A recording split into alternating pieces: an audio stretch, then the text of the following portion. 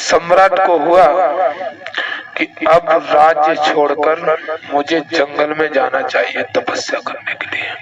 तो उसने अपना उत्तराधिकारी 3 बच्चों में से किसी एक को बनाना चाहा। बच्चों की परीक्षा लेने के लिए उस सम्राट ने क्या किया, एक मुट्ठी बीज किसी अनाज के तीनों बच्चों को एक एक मुट्ठी बीज दिए और बोले कि मैं 3 साल बाद आऊंगा और 3 साल के बाद मुझे ये बीज वापस दे देना।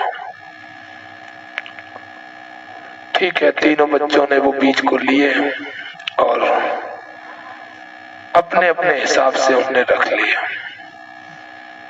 2-4 दिन बीते और 2-4 दिन बीतने के बाद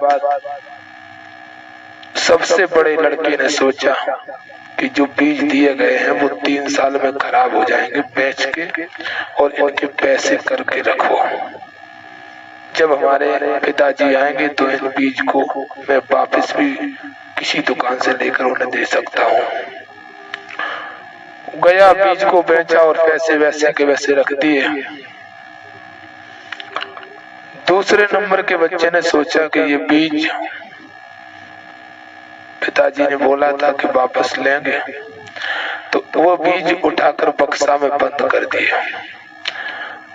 तीसरा थोड़ा विवेकवान था, उसने पीछे उसके खेत था, उस खेत में उन बीजों को बो दिया।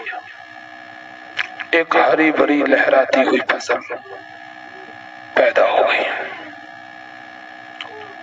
मैं कहानी शॉर्ट में बताऊं कि पिताजी उसके वापस आए और पिताजी बोले कि वो जो बीज मैंने दिए थे तीनों को, वो बीज वापस लेकर आओ। तो सबसे बड़े लड़के ने जो बीज बेच दिए थे वो उन्हीं पैसे से वापस बीज लेकर के उन्हें दिए। तो बीज तो थे जिस किसी अनाज के दिए थे वही बीज थे, लेकिन जो दिए थे वो नहीं थे। तो पिताजी बोले ये बीज वो तो नहीं है। लड़का बोला हाँ पिताजी वो नहीं है, वो बेच के मैं दूसरा लाया हूँ। बीज उतने ही हैं और जिस अनाज के आपने दिए थे उसी के। पिताजी बोले मैंने ये तो नहीं कहा था कि बीज दूसरे दोनों, जो बीज मैंने आपको दिए थे उन्हीं बीज को वापस लाने के लिए मैंने बोला था। दूसरे लड़के को पूछा कहाँ है बीज, तो उसने बक्सा खोला और वो बीजों को लाके सामने रख दिया। तो 3 साल के अंदर बीज की राख बन चुकी थी, खराब हो चुके थे। बीज में मानो कुछ नहीं रहा था, गुना खा गया था, सब धूल हो गई थी। पिताजी बोले ये बीज तो नहीं है, धूल है। मैंने धूल तो नहीं दी थी, मैं तो बीज दिया था। लड़का बोला मैंने वैसे के वैसे रख दिए थे, धूल हो गए। पिताजी बोले आपने भी गलती की। तीसरे को बुलाया, बोले बेटा बीज कहाँ है। तो तीसरा ने पिताजी के हाथ पकड़ा और बोले पिताजी पीछे चलो खेत में, और पीछे ले गए तो लहराती हुई फसल को दिखाया। पिताजी खुशी हो गए, बोले एक बीज में से अनेकों बीजों के बनने की संभावना छिपी रहती है, ये देखिए आपकी संभावना लहरा रही है। गदगद हो गए पिताजी। पिताजी बोले ये बच्चा है उत्तराधिकारी राज्य का, इसको मैं पूरा राज्य देता हूँ। और पिता ने उसको पूरा राज्य सौंप दिया। इसे कहते हैं विवेक।